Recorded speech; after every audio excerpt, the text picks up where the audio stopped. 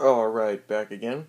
I decided to do a Nintendo 64 classics and favorites game listing and my little collection I have. To be noted, there are a couple games I do not have right now because my friends are borrowing them, and that includes Yoshi's Story, Donkey Kong 64, Banjo-Kazooie, and Banjo-Tooie, and a couple other games, yeah. Now, I remember getting this back in, I think, 1999. I got my N64, or 98, a little later than what most people did.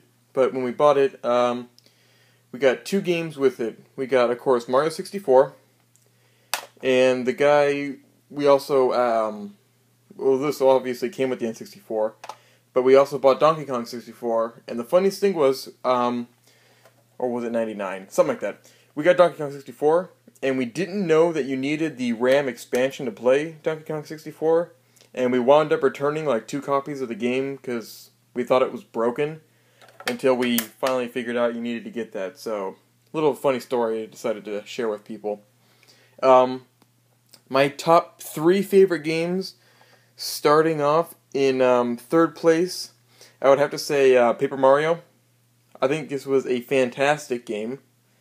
In 2nd place, I have to. It's a toss-up between Mario 64 and Ocarina of Time. These are amazing games.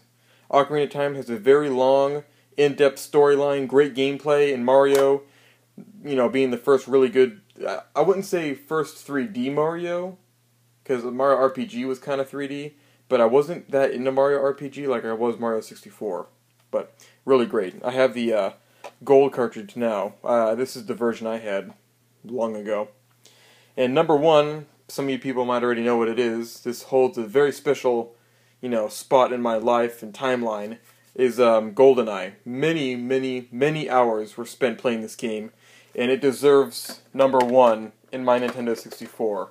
Fantastic game, and I don't care if anyone disagrees with me, doesn't like what I say, but fantastic game. I'd say another one that ties in 2nd would be Donkey Kong 64. So we have kind of a toss-up between 3 games in 2nd place. Now my collection, I have actually a couple games I didn't have back then, because some of them back then I actually rented. First up I have Resident Evil 2. I have Top Gear Rally. I have Majora's Mask, gold cartridge. I have Perfect Dark, which actually I never had. I actually rented it a couple times. I have Pokemon Snap, Japanese. Doom 64, great game.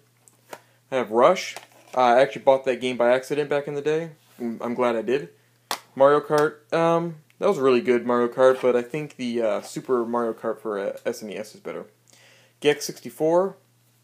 Pokemon Stadium. A lot of hours in that game. Smash Brothers. A lot of hours and frustration playing against my brother in that game.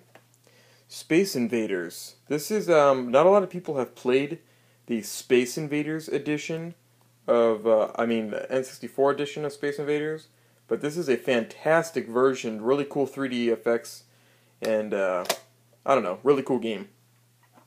Pokemon Snap, American. Mario Party 2, I never had that game back in the day. We actually borrowed it from a neighbor kid, and, it was alright. I was never that big into any of the Mario Parties. Here's Mario Party 1. My Conker's Bad Fur Day is actually a little ripped up, but I got it for free at the flea market, so I'm not complaining, and it works. We never had this game either back in the day. Rampage 2, a lot of hours in this game. I'd say this is probably on my my top 3 not as known video games. This would be on that list. Same with where's Excitebike at? Here it is. Excitebike 64. I know a lot of kids that did not know anything about this game. Great game. Kirby 64. This was an alright game. I just didn't like how it utilized the D-pad on the N64. It was kind of a funky D-pad. Never really liked it. Same with the joystick. Hurt your thumbs after a while. As you guys know, Paper Mario. And I don't know if anyone's actually going to know this game. This was in the random discount bin at GameStop back in, when the N64 came out. We were looking for a random game to buy, and we picked this up. It's called Mischief Makers. It's a really kind of strange game. and you have to play it to know the gameplay that I'm talking about. It's pretty strange.